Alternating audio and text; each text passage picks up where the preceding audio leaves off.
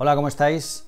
Durante esta época de encierro he aprovechado un poquito para poner al día mi lista de lecturas pendientes y bueno, entre unas cosas y otras he releído las obras completas de Hans Christian Andersen, ya sabéis, cositas de intelectuales, ¿no? Y bueno, entre ellas he releído ese cuento tan conocido que es El traje nuevo del emperador.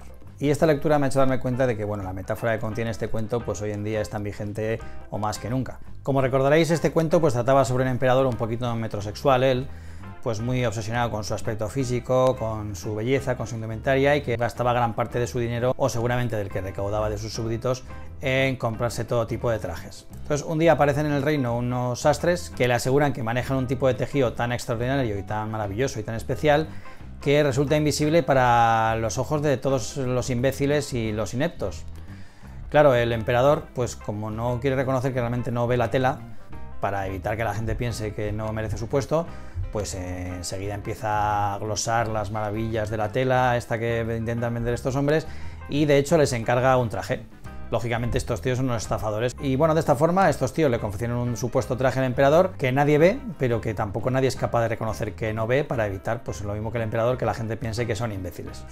De esta forma este hombre pues sale a desfilar por la calle con su traje nuevo y nadie se atreve a decirle que realmente va en pelotas. Hasta que aparece por ahí un niño, ya sabéis que la leyenda dice que los niños siempre dicen la verdad, lo cual es mentira porque mienten muchísimo, pero bueno, la realidad es que en el cuento el niño aparece en la calle y dice "pero si está desnudo". Y bueno, esta es la moraleja del cuento. Como os decía, la metáfora de este cuento pues está muy vigente y sobre todo tiene mucho sentido en el mundo del arte, ¿no? Donde frecuentemente encontramos obras que la crítica alaba, o gran parte del público alaba, y que uno es incapaz de encontrar la gracia por ningún sitio. Y siguiéndonos al cine, a mí me pasa con cierta frecuencia, ¿no? A veces vemos películas o vemos interpretaciones o trabajos que, bueno, son fruto de la obra de gente con gran renombre, pero que no considero que estén a la altura, pero que, sin embargo, pues la crítica o la gente con la que hablo les parecen maravillosas. No sé si es un tema de sugestión o de que a veces es complicado ir contracorriente y entender que no todo lo que haga una persona o una estrella de renombre pues tiene por qué ser bueno. O eso o la tercera opción, que puede ser que sea yo quien esté equivocado, lógicamente. Y es por esto que he decidido dedicar una serie de vídeos a este tema desde un punto de vista, pues como no puede ser de otra manera, totalmente subjetivo, claro. Aviso, no se trata aquí de hablar de los patinazos de los grandes, de trabajos que todo el mundo considera flojos dentro de su carrera. Hablo de obras que fueron alabadas, pero que a mi entender no tienen demasiado valor. Es decir, no se trata de hablar del Always de Spielberg, que todo el mundo tiene claro que se trata de una película fallida en su carrera, o al menos menor, sino de hablar de, bueno, pues trabajos, por ejemplo, como el de Anthony Hopkins, que sí, está muy bien El silencio de los corderos, pero que en los años posteriores hizo interpretaciones realmente bastante tristes, pero que todo el mundo parecía estar encantado con ellas. Y creo que no hay mejor título para empezar con esta serie de vídeos que la novena película de Quentin Tarantino, que es Érase una vez en Hollywood. Una película muy bien recibida en todo el mundo, que tuvo un montón de nominaciones y varios premios, pero que a mí personalmente me decepcionó enormemente y que me pareció, pues, como suele decir, un paquete. Así que en este caso, pues voy a ser yo el niño tocapelotas que grite "pero si va desnudo". Resulta obvio que Quentin Tarantino es una de las personas más importantes e influyentes dentro de la industria del cine. Es sin duda un genio, un cineasta con un talento y una inteligencia natural fuera de lo común, un gran escritor, un gran director, un soberbio director de actores y que cuenta con una carrera pues, realmente extraordinaria. Para los amantes del cine, Tarantino es un ídolo bastante especial. Es una persona pues de alguna manera muy cercana a nosotros, que ha surgido del auténtico amor al cine, del amor al cine de todo tipo, y criado en esa cantera del videoclub de los 80, en el que coexistían pues, los clásicos de Hitchcock, las joyas del cine mudo o la serie Z del cine italiano. Es de alguna forma un director que muchos pensamos que quizá podíamos llegar a haber sido, ¿no? No es alguien que estudió cine en California con Spielberg o Lucas, sino que es un friki que trabajaba en un videoclub sin tener donde caerse muerto y que devoraba VHS y Betamax pues analizando sus fotogramas como solo un genio es capaz de hacer y soñando con convertirse en algún día en un cineasta y que al final ha conseguido convertirse en una estrella. Es o era de alguna forma uno de los nuestros y ha conseguido pues hacerse un hueco importantísimo en la industria y lograr algo que muy pocos consiguen, que es por un lado la libertad creativa, el control absoluto de sus obras, y por otro lado convertirse en su propia marca, ya que sus películas ya son pues una película de Tarantino. Desde su primera película, Reservoir Dogs, ha hecho prácticamente lo que ha querido, gracias pues en gran medida a la confianza y el apoyo que le dio la Miramax de los hermanos Weinstein. Y aquí es donde nos encontramos quizá con uno de los puntos más oscuros de su trayectoria, ¿no? Que es su relación con Harvey Weinstein, acusado ahora por numerosos casos de abusos sexuales y del que Tarantino reconoció cuando todo esto ya saltó a la luz, pues que realmente sabía gran parte de lo que estaba pasando y que debería haber hecho más. Y es que, bueno, en estos contextos en los que se junta dinero, poder, este tipo de situaciones de abusos, de acosos suele ser bastante habitual. Y tenemos por un lado al responsable directo, que en este caso era Harvey Weinstein, pero también tenemos a un colectivo que, digamos, está al tanto, por lo menos en parte, de lo que está sucediendo y que no hace nada y que también en cierta medida son responsables de todo esto. Pero dejemos aparte la vida personal de Tarantino y centrémonos en su trabajo. Yo ya he vivido la carrera de Tarantino en directo y en vivo desde que empezó a escucharse hablar de él, pues cuando había impresionado en Sundance con su primera película Reservoir Dogs hace casi 30 años. Un par de años después llegaría la que para mí sigue siendo su mejor obra, que es Pulp Fiction, que aparte de arrasar en taquilla, triunfó en Cannes y ya le consagró como esa gran estrella, y que, como digo, para mí es su obra maestra no superada. Una película que posiblemente ostenta el récord, entre otros, junto con El último Boy Scout, de ser la película con más citas molonas por minuto. Una película sorprendente, inteligente, divertida y redonda como pocas. Y bueno, el resto de su carrera ya es historia del cine, ¿no? O sea, ha cosechado éxito tras éxito, ha escrito guiones para otros directores, ha relanzado y lanzado carreras, ha producido un montón de películas y bueno, pues como he dicho antes, se trata de una carrera objetivamente fuera de lo común, brillante y extraordinaria. Y una carrera pues a lo largo de la cual se ha ganado una legión de seguidores y también algún que otro enemigo. Lógicamente, cuando se tiene una personalidad como la de Tarantino, pues es inevitable granjearse algunas enemistades, ¿no? Lógicamente no todas sus películas han tenido el mismo nivel de calidad, claro. En casi todas las obras pues hay algún apartado, algún aspecto que no acaba de funcionar del todo, pero en general sus títulos siempre han tenido un gran nivel de calidad, salvo a mi entender en dos excepciones. La primera sería Death Proof, esa película que rodó pues dentro de aquel proyecto que era Greenhouse, con la idea de rememorar aquellas sesiones dobles de serie Z de los años 70, y para las cuales pues él rodó esta Death Proof y su amigo Robert Rodríguez pues rodó Planet Terror. A mi entender, las dos películas son bastante mediocres y bueno, fueron, yo creo que fruto de un capricho que, pues, afortunado él se puede permitir. ¿Por qué no dedico el vídeo a este Death Proof? Bueno, pues precisamente porque creo que todo el mundo considera que es su peor película y no es esta la línea de estos vídeos. La que en sí encaja perfectamente en esa línea es esta Érase una vez en Hollywood. Se trata de una película grande, ambiciosa, que fue muy bien tratada por el público y la crítica, con una buena facturación, pero que a mí realmente me resultó muy decepcionante. Lógicamente no voy a decir que es una película mala, porque con esa factura, ese acabado técnico, esos actores, pues difícilmente una película puede entrar en esa categoría. Pero para mí realmente, si tenemos en cuenta las expectativas que teníamos antes de verla, para mí es su película más fallida. La película se promocionó pues como un retrato del Hollywood de los años 60, a través de la vida y carrera de varios personajes, unos de ellos ficticios y otros reales. Entre los ficticios tenemos a los protagonistas de la película. Por un lado, Leonardo DiCaprio, que interpreta a Rick Dalton, una estrella de una serie de televisión que se encuentra en una encrucijada profesional donde no tiene muy claro si su carrera va a despegar definitivamente o no, y a Brad Pitt en el papel de Cliff Booth, que es el doble de acción, el amigo y el asistente de este Dalton. Y entre los personajes reales que se nos anunció iban a aparecer, pues destacan sobre todo los nombres de Sharon Tate o Roman Polanski, lo cual nos hizo preguntarnos a los aficionados si realmente Tarantino se iba a meter a contarnos pues la terrible historia que sucedió en la casa de Roman Polanski, que acabó con la matanza de Sharon Tate y 4 de sus amigos. Evidentemente, tratándose de Tarantino, también sospechamos que pudiéramos estar más ante una fábula que ante una representación real de lo que sucedió, ¿no? Tras el final de Hitler en Malditos Bastardos, la verdad es que la posibilidad de una ucronía en este caso también era algo bastante palpable. De hecho, ya metidos en ucronías, pues yo me monté mi propia película antes de verla, ¿no? De todos es sabido que se comenta que Bruce Lee estuvo invitado a aquella cena fatídica, pero que por algún motivo no pudo ir. Y claro, es inevitable fantasear con la idea de qué hubiera sucedido si Bruce Lee hubiera estado en la casa aquella noche de verdad, ¿no?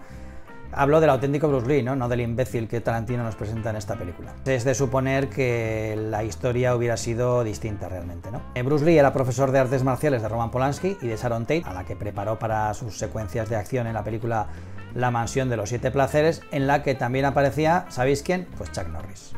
Y aquella noche también estaba invitado a la cena otra persona que tampoco pudo asistir, que fue Steve McQueen, uno de los tíos más molones de aquellos tiempos. Pues bien, mi visión de la historia es que tras los asesinatos, Bruce Lee iba a ver a Roman Polanski y le decía que se arrepentía terriblemente de haber ido esa noche a la cena porque posiblemente su presencia hubiera hecho cambiar las cosas, y que junto con su amigo Chuck Norris y Steve McQueen iban a recorrer Estados Unidos para dar caza a toda la banda de la familia Manson. Imaginaos que Polanski contratase a estos tres tíos para recorrer Estados Unidos dando caza a estos asesinos. La verdad es que esa sí es una película que me hubiese gustado ver. Pero bueno, volvamos a la realidad, o al menos a la realidad de Tarantino, ¿no? Porque, como digo, el director ha redefinido los hechos a su antojo, de forma que casi nada de lo que aparece en la película es verídico. Esto no tiene nada malo en sí mismo, no me importa que se cambie la historia, ni me parece una falta de respeto, ni nada por el estilo. Estamos ante una obra de ficción y el autor tiene todo el derecho del mundo a tomar todas las licencias que quiera. Es cierto que estamos ante una oportunidad perdida de haber aprovechado esta película pues para contar, a quien no lo sepa, pues cómo fue aquella época. No hablo solo de el suceso de los Polanski, sino de la industria del cine en aquellos años. Pero insisto, Tarantino tenía todo el derecho del mundo a contar lo que quiera, y es cierto que el incluir estos asesinatos en la película pues hubieran pesado bastante y hubieran condicionado posiblemente el tono de todo el film. Lo que realmente me falla no es que este retrato no se ajuste a los hechos que acontecieron. Lo que me falla es que me parece una historia absolutamente trivial, superficial y carente de interés. Esperaba un relato mucho más interesante de aquella época, fuera o no real, algo con más contenido y no ese divertimiento ligero y, por qué no decirlo, bastante infantil que nos muestra la película. Todos los personajes parecen niños, lo que les sucede me parece irrelevante e intrascendente, y ese me parece que es el tono general de la película. Personajes y tramas me parecen bastante poco relevantes. Quizá el ejemplo más claro de todo esto sea el papel de Margot Robbie, quien interpreta a una Sharon Tate a quien, a mi entender, no se parece demasiado, por mucho que diga la gente que son dos gotas de agua, salvo por el estilismo, claro. Robbie se limita a mariposear por la pantalla como una chiquilla bastante naif, sin aportar nada demasiado interesante más allá de su tremenda belleza, lógicamente.